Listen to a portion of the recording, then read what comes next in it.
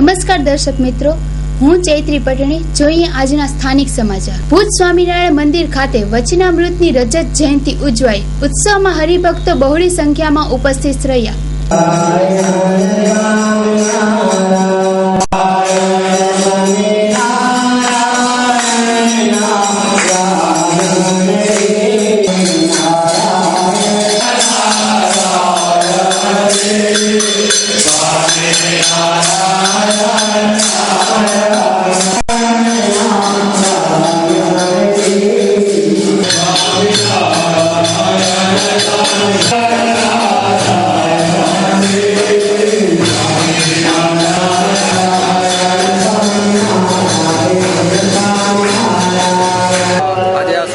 ભુજ મંદિરમાં વચનામૃત જયંતિનો દિવસ છે.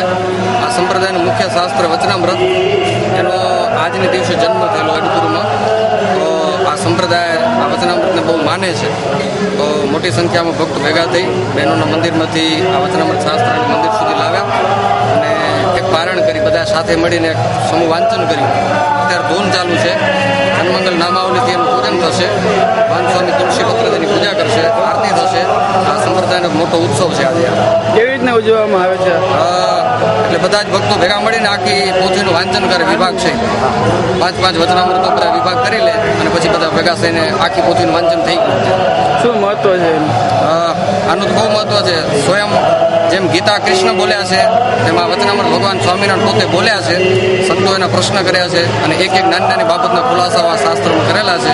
એટલે જ્ઞાન શાસ્ત્રનું આજે જે પ્રાગટ્ય દિવસ છે એટલે આનું બહુ મહત્વ છે અમારા સમયમાં. કચ્છના આંગણે પ્રથમ વખત શરૂ થઈ ગઈ છે ઇન્ટરનેશનલ સ્ટાન્ડર્ડની school learning star international school, જ્યાં આપના બાળકને મળશે શાંતિપૂર્વક ભણવા માટેનું વાતાવરણ.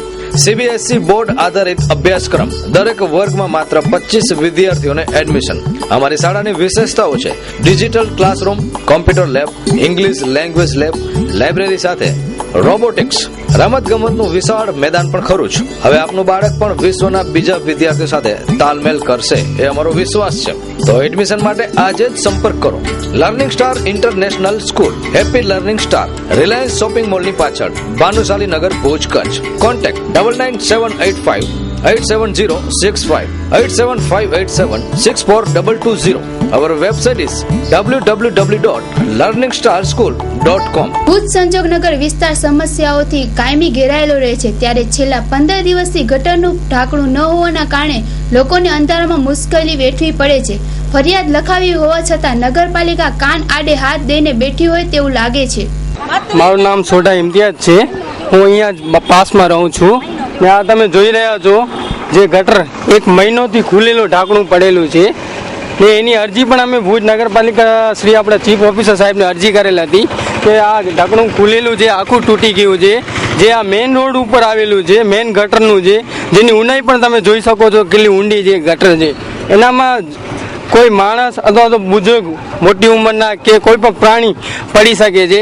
એવી મેં એ લોકોને લેખિતમાં અરજી કરેલી છે દુધિયા સાહેબને, છતાંય પણ એ લોકોએ કોઈ અહીંયા જોવા પણ નથી આવે કે એ ગટર કેટલું ઢાંકણું તૂટેલું છે. શું મેં એ લોકોને એ જ લખ્યું હતું કે એનું સંપૂર્ણ ઢાંકણું તૂટેલું છે, પણ એ લોકોએ કોઈ અહીંયા ધ્યાન જ નથી આપ્યું, બિલકુલ ધ્યાન નથી આપ્યું. 15 દિવસ થયા એ આ ઢાંકણાને ખુલેલું પડેલું છે. એનું રજૂઆત કરી, એ લોકો કીધું મને લેખિતમાં આપો, તો મેં એ લોકોને લેખિતમાં આપી ને એ લોકોને અરજી દીધું. મેં કીધું સાહેબ તમે તાત્કાલિક ધોરણે આ કરી આપો, નહીં તો કોઈ પણ અકસ્માત થઈ શકે છે.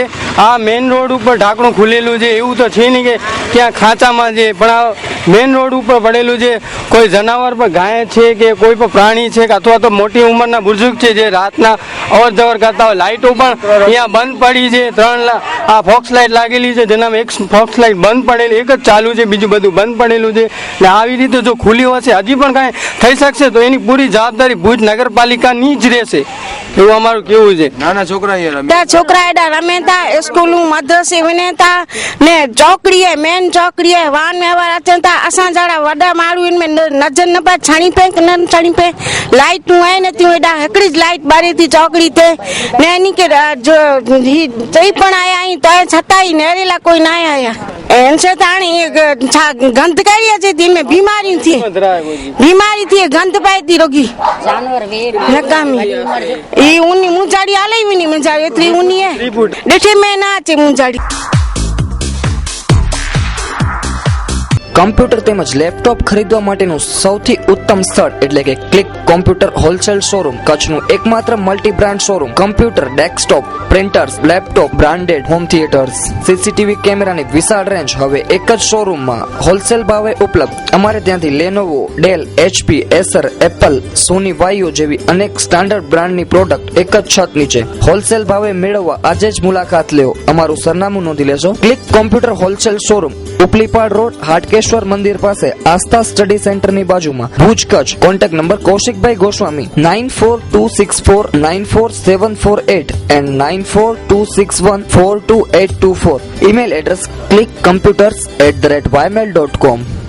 ભુજ તાલુકાના મમુવારા ગામે એક જ જૂથના બે પરિવારો વચ્ચે ચૂંટણીની બાબતને લઈને ઘર્ષણ સર્જાયું હતું.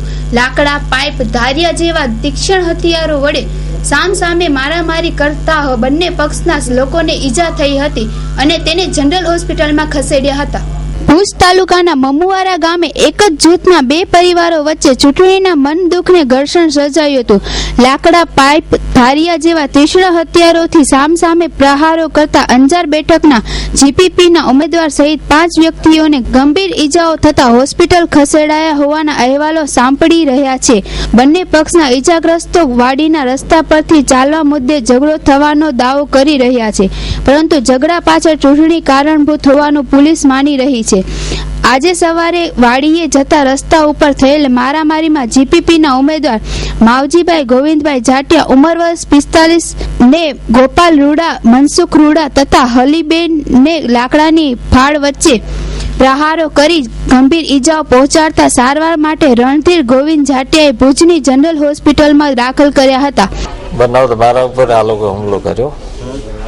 જે ગઈકાલે ચૂંટણીમાં એ લોકો થોડો ઘણો ધમાલ કરતા હતા ને અમારા છોકરાએ જે પરિસ્થિતિ હતી એને રોક્યા અને વાતાવરણ દોડતા હતા રોક્યા. એના કારણથી સવારના અમારો જે પરિવારના માણસને ઊભો કરી અને જે અમારો એજન્ટ હતો એના ઉપર જાહેર રસ્તો માથે રોકી અને હુમલો કર્યો. અને એ હુમલા માટે અમે સમજૂતી માટે ગયા કે ભાઈ આ રીતે રસ્તો રોકીને આડા તારે તમારાથી ઊભા નહીં, એટલે મારા માથે એ પ્રકારે હુમલો કર્યો. કોણ કોણ હતા સામે? સામે હતા જે વાડી માલિક હતા એના પરિવાર આખો હતો અને સામે વાળા અમારા જે જિલ્લા પંચાયત સભ્ય છે એમના અમારા કુટુંબી જ છે, પણ એ લોકોના માર્ગદર્શન ત્યાગ કરવામાં આવ્યો છે. સવારના લગભગ 9 વાગ્યા હતા. મારું નામ ગોપાલભાઈ. અમારી વાડી ઉપર આવ્યા, ઓછામાં ઓછા 40 જણા હતા. અમે ઘરના જતા 5 જણા, 5 થી 6 જણા હતા. અમને હાજર મારીને લઈ ગઈ. કારણ શું હતું ખબર છે? આ ચૂંટણીમાં થયો છે આજે. હા, અમે 5 જણા જતા ભાઈ. એ સામે વ્યક્તિ લગભગ હતું ઓછામાં 30. નામ દઈ દઉં, નામ ખબર નામ દઈ દઉં હજે ના. હા, એક અમારા સરપંચ ગામના રતુ પટેલ. હા, બીજા માવા ગોવિંદા, બરાબર છે. પછી ત્રીજા આપણે માવા ગોવિંદાના છોકરા, બરાબર છે. પછી એક છે આપણે રણધીર ગોવિંદા, પછી એનું ભાઈ ભવાન ગોવિંદા, બરાબર છે. પછી વાલા બીજલ સરપંચનો ભાઈ, બરાબર. પછી એના છોકરા 3, બરાબર છે. હા, બતાય.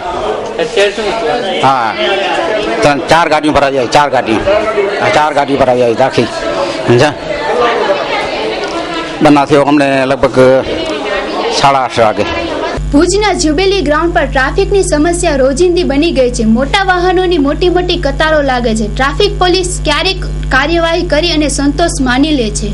ભુજના મુખ્ય જુબેલી સર્કલ પર રોજબરોજનો ટ્રાફિક જામ થાય છે, છતાં ટ્રાફિક પોલીસ થોડો સમય પોતાની ફરજ નિભાવી તે સમય બાદ પોતાની ફરજ પર ધ્યાન આપતા નથી. તેના કારણે નાના મોટા અકસ્માતો સર્જાયા કરે છે, જેમાં થોડા સમય પહેલા જ માંડવી એસટી બસે સ્કૂટર ચાલકને હડફેટે લીધા. એમાં સ્કૂટર ચાલકને ઈજાઓ થવા પામી. તેના કારણે જણાય છે કે ટ્રાફિક પોલીસની બેદરકારી છતી થાય છે. આજ રોજ પણ ભુજના જ્યુબિલી ગ્રાઉન્ડમાં ટ્રાફિક જામ થવા પામ્યો હતો. લાંબી કતારમાં વાહનો જોવા મળ્યા હતા. જો આવી જ રીતે રોજબરોજ ટ્રાફિક સમસ્યા થવા લાગશે તો લોકોને મુશ્કેલીનો સામનો વેઠવો પડશે. ટ્રાફિક પોલીસની હકીકતમાં ખરી કામગીરી તો એ છે કે ટ્રાફિકનું નિયમન યોગ્ય રીતે થવું જોઈએ. માત્ર એવું નથી કે હેલ્મેટ નથી પહેરીને દંડ કરવાના, નો પાર્કિંગમાં દંડ કરવાના. હકીકત તો એ છે કે ટ્રાફિક પોલીસની પૂરી કામગીરી એના બાબતે જ હોવી જોઈએ કે ટ્રાફિકનું યોગ્ય નિયમન થાય. ટ્રાફિક પોલીસની ફરજ દરેકે દરેક ટ્રાફિક પોઈન્ટ ઉપર હોવી જોઈએ. તમને જાણીને આશ્ચર્ય થશે કે ભુજમાં 8 ટ્રાફિક પોઈન્ટ છે અને હકીકતમાં 2-3 ટ્રાફિક પોઈન્ટને બાદ કરતા પોલીસવાળાની ડ્યુટી ક્યાંય પણ હોતી નથી. જ્યારે કારણો જાણવાનો પ્રયાસ કર્યો ત્યારે ઘણા એવા કારણો મળ્યા કે બંદોબસ્ત હોય છે, સ્ટાફની ઘટ છે, પણ હવે એ બધું જોવાનું કોઈ સામાન્ય વ્યક્તિનું કામ નથી હોતું, એ તંત્રએ જોવાનું હોય છે. પણ સામાન્ય વ્યક્તિને ટ્રાફિકની સમસ્યાથી જે પ્રોબ્લેમ થાય છે એનું સમાધાન લેવા માટે જ તંત્રએ જાગૃત રહેવું જોઈએ. શાળા જવાનો, શાળા આવવાનો ટાઈમ છે એ બહુ ક્રુશિયલ ટાઈમ છે, કેમ કે એ વખતે મેજર ટ્રાફિક જામ થતો હોય છે. ત્યારે ભૂતકાળમાં પણ આશ્વાસનો મળેલા હતા કે એ સમયમાં યોગ્ય જ્યુબિલી ગ્રાઉન્ડ ઉપર ટ્રાફિકનું નિયમન થશે. જ્યુબિલી ગ્રાઉન્ડ એટલે લગભગ કચ્છના બધે તાલુકાઓને જોડતો એક રસ્તો છે. ત્યાં ચારે તરફથી ખૂબ ટ્રાફિક અવર જવર થતો હોય છે. ત્યાં તો સવારે 9 વાગ્યાથી કરી રાત્રે 10 વાગ્યા સુધી કોન્સ્ટન્ટ ટ્રાફિક પોલીસની હાજરી હોવી જ જોઈએ. આજે જ આપણે જોયું કે ત્યાં ટ્રાફિકનું કોઈ નિયમન ન હોતા અડધો પોણો કલાક સુધી લોકોને ટ્રાફિક જામમાં ઊભો રહેવો પડ્યો હતો. ભૂતકાળમાં મેં ઘણી બધી અરજીઓ કરેલી છે. 5/9/2011 એક અરજી કરી હતી, 24/2/2012 અરજી કરેલી હતી, 17/9/2012 અરજી કરેલી હતી, પણ એ અરજી સંદર્ભે કોઈ કાર્યવાહી થયેલ નથી. ઉપરાંત એ અરજીનો નિવેદન લેવા માટે પણ મારા ઘરે જે પોલીસ કર્મચારીઓ આવ્યા હતા, મને અને મારા પિતાશ્રીને જાનથી મારી નાખવાની ધાકધમકીઓને એવી ઘણી બધી કરી ગયા છે. મીનવાઇલ એનાથી મને કોઈ ફરક નથી પડતો, પણ હકીકત એ છે કે જે પોલીસને મદદરૂપ થાય છે પ્રજાજનો, પોલીસ એને આવી રીતે હેરાન કરતી હોય છે. મેં જે સજેશન્સ આપ્યા હતા એ ટ્રાફિકની સમસ્યા મહદ અંશે સુધરી જાય એના માટે આપેલા હતા. એના વળતામાં મને આવી રીતે હેરાન કરવામાં આવ્યો હતો અને 10 દિવસ હું અને મારા પરિવારજનો ભુજથી બારે આશ્રિત થયા હતા બીજે ગામડાઓમાં જઈને. જો સામાન્ય વ્યક્તિ આવી રીતે પોલીસને મદદરૂપ થાય, પોલીસ એને આવી રીતે હેરાન કરતી હોય તો તમે વિચારી શકો છો કે ટ્રાફિકની સમસ્યામાં કેટલો જસ્ટિસ કરી શકશે. આરટીઓ અને ટ્રાફિક પોલીસ એ માત્ર ટ્રાફિકની ઝુંબેશો કરવો એટલે માત્ર એ લોકોના ચોપડા ચિતરવામાં જ એમને રસ હોય છે. આટલો દંડ ઉઘરાવ્યો, આ કર્યો, જે રૂટીન કામગીરી છે એનામાં કોઈ રસ હોતો નથી એમને. આરટીઓ પણ એવી જ રીતે કહે છે કે અમને સ્ટાફની ઘટ હોય છે. હકીકતમાં આરટીઓમાં 50 જણનો સ્ટાફ છે અને આપણા અહીંયા આરટીઓ પણ બહુ સારી કામગીરી કરી શકે એમ છે, પણ હકીકત એ છે કે અડધાથી વધારે કર્મચારીઓ જે જિલ્લા બહારથી આવતા હોય છે, પરિણામે મંગળવારે ડ્યુટી આવતા હોય, બુધવાર ગુરુવાર કામ કરતા હોય, ગુરુવારે રાત્રે જતા રહે, વળી પાછા સોમ મંગળ બુધ 3-4 દિવસ રજાઓ રાખે, માટે કચેરીમાં કોઈ યોગ્ય કામગીરી થતી નથી. એ એક હકીકત છે. આ ટ્રાફિકની બાબતે ઘણી બધી જગ્યાએ મેં રૂબરૂ ફરિયાદો કરેલી, રજૂઆતો કરેલી હતી. જ્યારે જૂના એસપી હતા તેમણે તો બહુ રૂડલી બિહેવિયર કર્યો હતો કે તમારા દાંત ખરાબ છે ને આવું ને તેવું, એ બધી અલગ વસ્તુ છે. અત્યારે જે સિટિંગ એસપી છે એમને પણ હું રૂબરૂ મળવા ગયો હતો, પણ એમનું પણ કહેવું એવું હતું કે જૂનું બધે ભૂલી જાવ, વળી નવેસરથી અરજી આપવાની. એટલે શું સામાન્ય જનતાને એવી જ રીતે કામ કરવાનું કે કર્મચારીઓ બદલતા રહે અને દરેકને નવી અરજીઓ આપ્યા કરવાની? હકીકતમાં મને એવું લાગે છે કે આ જે સીટ ઉપર બેઠેલા કર્મચારીઓ, અધિકારીઓ છે એમને પ્રજાની સમસ્યાથી કોઈ લેવા દેવા જ નથી. એ તો માત્ર આપણી પ્રજાના ટેક્સના પૈસા ઉપર તાગડધીના કરવા બેઠા હોય એવું જ લાગે છે. ટ્રાફિકની સમસ્યા માટે જ્યારે પણ મેં એસપી સાહેબને મોકલાવ્યો ત્યારે ભુજ સિટી પોલીસ સ્ટેશન પાસે એસપી સાહેબે જે નિવેદન મંગાવ્યો છે એનામાં police inspector Bhuj city police સ્ટેશને સ્પષ્ટ લખીને જણાવ્યું છે કે દત્તેશ ભાવસારની જે પણ ફરિયાદો છે એ ટ્રાફિકને સુચારુ રૂપ થઈ શકે એ રીતની છે, માટે એ ફરિયાદ ઉપર કોઈ ધ્યાન દેવાની જરૂર રહેતી નથી એવું એમણે સ્પષ્ટમાં લખીને આપ્યું છે. કોઈ પણ કાર્યવાહી કરવા પણ રહેતું નથી. હવે જો ભુજ સિટી પોલીસ સ્ટેશન આવું વલણ રાખતું હોય ભુજ સિટીમાં રહીને, તો તમે વિચારી શકો છો કે જિલ્લા ટ્રાફિક તો આખા જિલ્લામાં સંભાળતો હોય એમનું ટ્રાફિક વલણ કેવું હશે. એસપી સાહેબ જે પણ ટ્રાફિક સિવાયની એમની પાસે ઘણી બધી કામગીરી હશે, એમનું વલણ કેવું હશે. કલેક્ટર સાહેબ એમની પાસે તો એનાથી વધારે કામગીરી હશે, તો એમનું વલણ કેવું હશે. એક નાનકડો પોલીસ સ્ટેશન જો સ્પષ્ટ આવી રીતે કહી દેતો હોય કે આમની જે ફરિયાદો છે એના ઉપર કોઈ કાર્યવાહી કરવાની થતી નથી, તો વિચારી શકો છો કે આપણું તંત્ર કેટલો નિષ્ક્રિય છે અને આપણા પબ્લિક કેટલી જાગૃત છે એ આના ઉપરથી દેખાઈ આવે છે.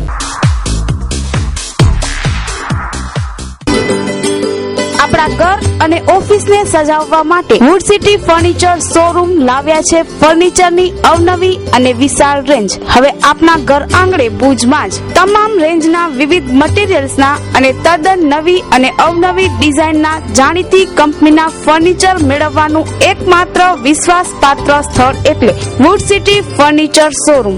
અમારે ત્યાંથી આપને sofa set, dining table, teapoy, TV unit, bed તથા bedroom set, LCD stand, dressing table, garden ઝૂલા, plastic chair, office table, revolving chair, તે ઉપરાંત સોફા સેટમાં corner sofa, leather sofa, wooden સોફાની અવનવી વિશાળ રેન્જ. એટલું જ નહીં, આપની સગવડ માટે આપની પસંદગી મુજબ ઓર્ડર સોફા પણ બનાવી આપવામાં આવશે. ડાઇનિંગ ટેબલમાં અવનવી અને વિવિધ મટીરીયલ્સની અદ્યતન રેન્જ. અમો આપના ઘર તેમજ ઓફિસને સજાવવા તત્પર છીએ, તો હવે રાહ શેની જુઓ છો? પધારો આપના શોરૂમ વુડ સિટી ફર્નિચરમાં. એડ્રેસ વુડ સિટી ફર્નિચર, સુયસ પ્લોટ નંબર 19, LIC ઓફિસની પાસે, કોલેજ રોડ, ભુજ. સંપર્ક નીરવ મોરબિયા. Mobile number 9909663249. ભુજના ભાગોળે આવેલા માધાપરમાં વિધાનસભાની ચૂંટણીને લઈને અણબનાવ થવા પામ્યો હતો. છરી, તલવાર જેવા હથિયારોથી વડે માર માર્યા હતા. ભુજ તાલુકાના માધાપર જૂનાવાસ મત્યા કોલોનીમાં રાત્રિના 11 વાગ્યાની આસપાસ ખતુબેન આમદ તુરિયા, મુસ્તાક આમદ તુરિયા મત્યા કોલોનીમાં બેઠા હતા, ત્યારે તેવામાં ઇન્ડિકા કાર આવતી રોકીને કાર ચાલકને તેમજ તેમાં બેઠેલા તેના ભાઈને તલવાર, છરી જેવા તીક્ષ્ણ હથિયારો વડે મારામારી કરવા લાગ્યા. જાણવા મળતી મુજબ વિધાનસભાની ચૂંટણીને લઈને આ મારામારી થવા લાગી હતી. ભાજપના પક્ષના ઉમેદવારોએ કોંગ્રેસ પક્ષના ઉમેદવારો પર ક્રોધ રાખીને મારામારી કરવામાં આવી હતી. અમે જતા હતા ઘરે નીકળ્યા અહીંયાથી ને અમને પકડી લીધો ગાડી આડી દઈને, બારે ઉતારીને તલવારું છરી મારી. સામે વાતાપરના તોરિયા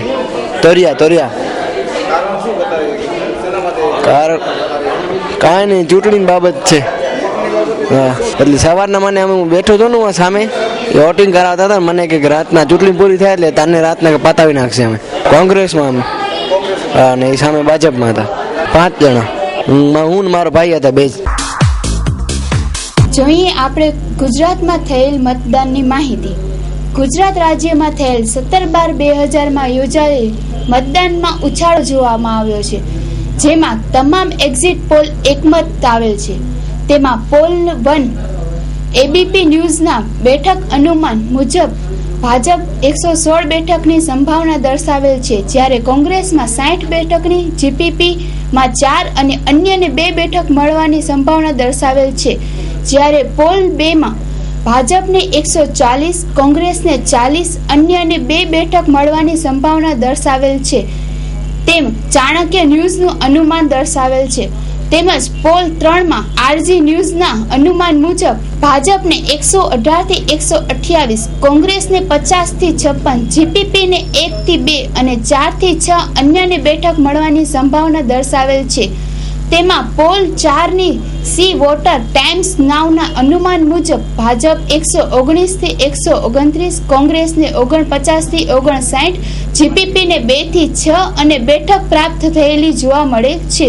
જેમાં હાલની સ્થિતિ મુજબ કોંગ્રેસને 59 બેઠક, એનસીપીને અને અન્યને 3 બેઠકને, સૌથી વધુમાં વધુ ભાજપને 117 બેઠક પ્રાપ્ત થયેલ જોવામાં આવે છે, જેમાં કુલ મતદાન 182 બેઠકો થયેલ જોવા મળે છે. આભાર. કચ્છ જિલ્લા ભાજપ ચૂંટણીના બીજા દિવસે 6 જેટલા સભ્યોને શિસ્ત ભંગના મુદ્દે સસ્પેન્ડ કરાયા. ચૂંટણી પ્રક્રિયા ચાલતી હોય ત્યારે કેટલીક બાબતો નથી થઈ શકતી હોતી, કારણ કે સામૂહિક નિર્ણયો લેવાના હોય છે પાર્ટીની અંદર, અને એટલે જ આજે ચૂંટણી પૂર્ણ થયા પછી અમે જિલ્લા કાર્યાલય ઉપર પક્ષના મુખ્ય લોકો મળ્યા હતા અને પાર્ટીનો સામૂહિક નિર્ણય હતો. ત્યારે એ પ્રદેશનો નિર્ણય હતો, પ્રદેશની સૂચના હતી અને પ્રદેશના નિર્ણય અનુસાર અમે એને સસ્પેન્ડ કર્યા હતા. આજે જિલ્લાની બેઠક મળ્યા પછી બાકીના જે પણ લોકોની અમારી પાસે ફરિયાદો હતી એ પૈકી મુખ્ય લોકોમાંથી જેને પણ સસ્પેન્ડ કરવા માટેની જરૂરત હતી એ પાર્ટીના વિરુદ્ધમાં જેમણે કામગીરી કરી છે એવા કાર્યકર્તાઓને, એવા ચૂંટાયેલા લોકોને સસ્પેન્ડ કરવાનો નિર્ણય લીધો છે. એ પાર્ટીની આંતરિક બાબતો હોય છે. ચૂંટણીની અંદર કેટલીક બાબતો જોવી પડતી હોય છે. ક્યાંક એવું પણ બનતું હોય, ક્યાંક સમજાવટની વાત પણ ચાલતી હોય, ક્યાંક એની શક્યતા પણ હોય, ચૂંટણીમાં એનો બેનિફિટ પણ લેવાનો હોય, અસરો એની કેવી રીતે પડી શકે છે એ પણ જોવાનું હોય. એટલે પાર્ટી આવી બધી બાબતોને ધ્યાનમાં રાખીને નિર્ણય લેતી હોય છે. બની શકે, એવું પણ બની શકે અને ન પણ બને. અને પટેલની વાત કરીએ તો કોઈ પણ કોમ્યુનિટી એ કાર્યકર્તાની કોઈ સસ્પેન્ડ કરવા માટે કંઈ ઉત્સાહ ન હોય, સસ્પેન્ડ કરવા પડતા હોય ત્યારે દુઃખ હોય. આમ તો પાર્ટીએ બધાને મોટા બનાવ્યા હોય, પાર્ટીના કારણે ચૂંટાયા હોય, સારી જે પોસ્ટ ઉપર હોય, જિલ્લા પંચાયતની સમિતિની જવાબદારી હોય, ત્યારે કોઈ કાર્યકર્તા પાર્ટી કરતા પોતાના જ્ઞાતિને વિશેષ મહત્વ આપે ત્યારે અમને એવું લાગે કે હજી અમે કાર્યકર્તાઓની ઘડતર કરવામાં ક્યાંક કચાશ રહી છે. દિલ્હીમાં ચાલતી બસમાં ગેંગરેપની ઘટનાને લઈને સંસદમાં હલ્લાબોલ, મહિલા સાંસદોએ સરકાર પર પ્રહાર કર્યા. ભુજની મહિલા સંગઠનની મહિલાએ આ અંગેમાં આશાપરા ન્યૂઝ સાથે વાત કરી. સૌ પ્રથમ તો આપની વાત સાથે હું સહમત છું કે સ્ત્રીઓ પર અત્યાચાર દિન પ્રતિદિન વધતા જાય છે. ગઈકાલે જે દિલ્હીમાં જે છોકરી સાથે ગેંગરેપ થયો છે, આ ખરાબ અને આ કૃત્યને અમે વખોડીએ છીએ. અને આ ખાસ દિલ્હી માટે નહીં, જ્યાં પણ આવા કૃત્ય થાય છે અને અમે ખાસ વખોડીએ છીએ. અને આ દિલ્હી માટે નહીં, કચ્છની અંદર પણ અત્યારે આવા માસૂમ દીકરીઓ ઉપર બળાત્કાર થાય છે, બહેનો ઉપર બળાત્કાર થાય છે. અને આ કિસ્સાઓ સાવ સામાન્ય બનતા જાય છે, જે આપણા સમાજ માટે, આપણા તંત્ર માટે ખૂબ જ ગંભીર બાબત છે. ખરેખર કાયદાઓ તો છે આના માટે, પરંતુ એનું યોગ્ય અમલીકરણ નથી અથવા તો તાત્કાલિક એના માટે પગલાં નથી ભરાતા. બળાત્કાર માટે ભારતીય દંડ સંહિતાની IPC કલમ 376 પ્રમાણે આ એક ગંભીર પ્રકારનો ગુનો છે. આમાં વગર વોરંટે પણ ધરપકડ આરોપીની થઈ શકે છે અને કડકમાં કડક સજા પણ થઈ શકે છે. આમાં આજીવન કેદ પણ થઈ શકે છે. આ ગુના હેઠળ 7 વર્ષની અથવા 10 વર્ષની સજા પણ થઈ શકે છે અને દંડ પણ થઈ શકે છે. અને એનાથી વિશેષ આવી ક્રૂર ઘટનાઓને, આવા અત્યાચારને સદંતર વખોડીએ છીએ. આમાં માત્ર શારીરિક ઈજા નથી, પણ એક સમાજનું, એક સ્ત્રીનું સન્માન પણ છે. ઘણા બધી બાબતો સામાજિક જોડાયેલી છે. એટલે આવા ગેંગ રેપ અને જે સિંગલ રેપ થાય છે, આ દરેક જે કિસ્સાઓ છે એને અમે સદંતર વખોડીએ છીએ. અને આવી ઘટનાઓ દિન પ્રતિદિન વધતી જાય છે. એમાંથી આપણું કચ્છ પણ બાકાત નથી. તો એના માટે ખરેખર તંત્રને પણ સજાગ રહેવું જોઈએ, સમાજને પણ, અને જે વ્યક્તિ ભોગ બને છે એને મદદ કરવા માટે સૌને આગળ આવવું જોઈએ. બહેનોને તો હું ખાસ એમ કહું છું કે કોઈ પણ પ્રકારનો અત્યાચાર સહન ન કરવો જોઈએ. અત્યાચાર કરવો અને અત્યાચાર સહન કરવો, હું બંનેને ગુનો લેખું છું. અને આપણી સાથે જ્યારે અત્યાચાર થાય છે ત્યારે તાત્કાલિક એનો વિરોધ કરવો જોઈએ. કાયદાઓ સ્ત્રી માટે પણ સમાન છે, પુરુષ માટે પણ સમાન છે. અને જ્યારે આવા અત્યાચાર થાય છે એનો ભોગ બન્યા વગર જે કાંઈ કાયદાઓ છે, જે આપણા સુરક્ષા આપી શકે એવા માળખાઓ છે, સંસ્થાઓ છે, યોજનાઓ છે, એનો તાત્કાલિક સંપર્ક કરી અને સુરક્ષિત રહેવું જોઈએ. અને આપણી સુરક્ષા માટે આપણે લડવું પડશે. ગમે એટલા કાયદાઓ છે, તંત્ર છે, છતાં પણ દિન પ્રતિદિન આપણે છાપાઓમાં અને મીડિયાના માધ્યમથી જોઈ રહ્યા છીએ કે સ્ત્રીઓ પર અત્યાચાર વધી જાય છે. સ્ત્રીઓ માટે સુરક્ષાનો સવાલ હંમેશા કાયમી રહ્યો છે. તો હું દરેક સ્ત્રીને વિનંતી કરું છું કે કોઈ પણ પ્રકારનો અત્યાચાર સહન કર્યા વગર કાયદાનો ઉપયોગ કરવો જોઈએ અને આપણે આપણો હક લેવો જોઈએ. એના માટે આગળ આવવું જોઈએ. અને જે એના માટે સર્વિસ આપનાર માળખાઓ છે એનો તાત્કાલિક સંપર્ક કરવો જોઈએ. કચ્છના સંદર્ભમાં કહું તો ખાસ કરી અને કચ્છ મહિલા વિકાસ સંગઠને હેલો સખી હેલ્પલાઇન શરૂ કરી છે. મહિલા પોલીસ સ્ટેશન ખાતે ચાલુ છે, જેની અંદર પણ બેન ફોન કરી અને પોતાના પર જે અત્યાચાર થાય છે એના માટે મદદ લઈ શકે છે, સર્વિસ લઈ શકે છે. એવી રીતે બીજા ઘણા માળખાઓ છે કે જે બહેનોને અત્યાચાર સામે રક્ષણ આપવા માટે મદદ કરે છે. દર્શક મિત્રો, વિધાનસભા 2012ની ચૂંટણી આપણે સૌ કોઈ રાહ જોતા હતા. ચૂંટણી પૂર્ણ થઈ, મતદાન પૂર્ણ થયું મતદારોએ પોતાનો જે વિશ્વાસ કહી શકાય, પોતાનો પવિત્ર મત જે કહી શકાય, એ મત જે કોઈ ઉમેદવારને આપવાનો હતો એ આપી દીધો. અને આપણા ભાવિ ઉમેદવારો, આપણા ભાવિ ધારાસભ્યો અને ધારાસભ્યોમાંથી જે આપણા મુખ્યમંત્રી ચૂંટાશે એનું બધાનું ભાવિ ઈવીએમ મશીન એટલે કે ઇલેક્ટ્રિક વોટિંગ મશીન, જે વોટિંગ મશીન છે એની અંદર પૂર્ણ થઈ ગયું છે.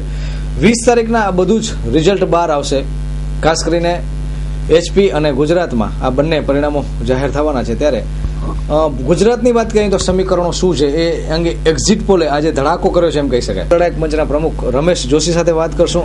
હવે વાત છે મોદીનો મહાવિજય નિશ્ચિંત એવા એક્ઝિટ પોલના જે મત છે એના ઉપર આપણે આવીએ તો બધા જ જે ખાસ કરીને ટીવી ચેનલો હોય છે એ લોકોએ ખોબે ખોબા અત્યારથી જ મત આપી દીધા છે મોદી સાહેબને એમ કહી શકાય. કારણ કે તમને ટૂંકમાં કહું તો સાહેબ એસી નિલ્સન એટલે કે એબીપી ન્યૂઝ તારણ કાઢ્યું કે ભાજપને 116 બેઠક આપશે. ચાણક્ય ન્યૂઝ 24 કહ્યું છે કે ભાજપને 140 બેઠક આપશે.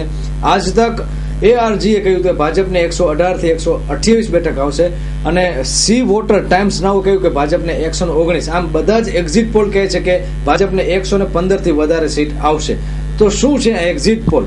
હવે જાડેજા સાહેબ, આપને એક્ઝેક્ટ હું કહું છું કે એક્ઝિટ પોલ વાળા છે ને, આ લોકોને મંચની જાણ મુજબ એક એક્ઝિટ પોલ વાળાને મોદી સાહેબે 30 લાખ રૂપિયા ચૂકવ્યા છે.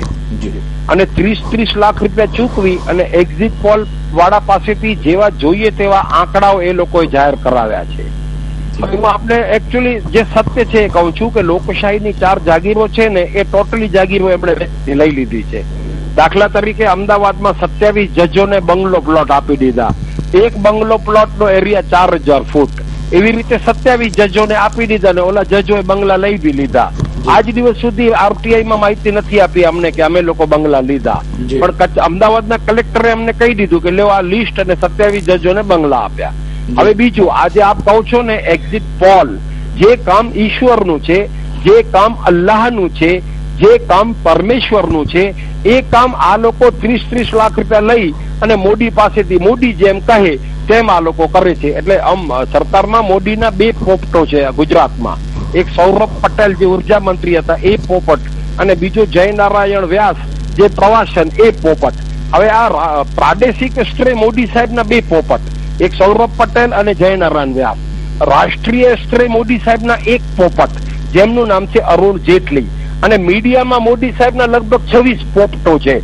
હવે આ 26 પોપટોને જેમ મોદી સાહેબ કહે ને એમ જ કરે. હવે આ કાલથી મને આજે આપ કહો છો ને એક્ઝિટ પોલ, તો યુપીમાં જયારે ઇલેક્શન હતો ત્યારે એ લોકોએ એક્ઝિટ પોલ વાળાએ નહોતું કીધું કે મુલાયમ સિંહને બહુમત મળશે. એ તો એમ જ કહેતા હતા કે કોંગ્રેસ યા માયાવતી અમુક આ લોકોને મળશે. કારણ કે એને જયારે નોટ ત્યારે મુલાયમસિંહ યાદવે નહોતી આપી, નોટ આપી હતી બીજા લોકોએ, અને આવું જ અહીંયા થયો છે. આમણે 30 લાખ રૂપિયા ચૂકવ્યા છે. હું આપને શું કહું, મારી પાસે એવું બધું મસાલો છે, મંચ પાસે એવા બધા પુરાવા છે. એ પુરાવાનો જયારે અમે અભ્યાસ કરીએ છીએ ત્યારે અમારી આંખોમાં લોહી આવે છે. ETV, VTV, TV9, ABP, news 24, India TV, આ લોકો બધા લોકોને પૈસા આપે છે આણે. અને જો કદાચ એ કહેતા હોય કે પૈસા નથી લીધા તો હવે આજે કહું 2 નંબરનો વ્યવહાર થાય, કોઈને ખબર તો ન પડે. હમણાં જિંદાલ ઉદ્યોગપતિ છે, જિંદાલ ઉદ્યોગપતિ પાસેથી ઝીવ નીચ વાળાએ 100 કરોડ રૂપિયા લીધા હતા.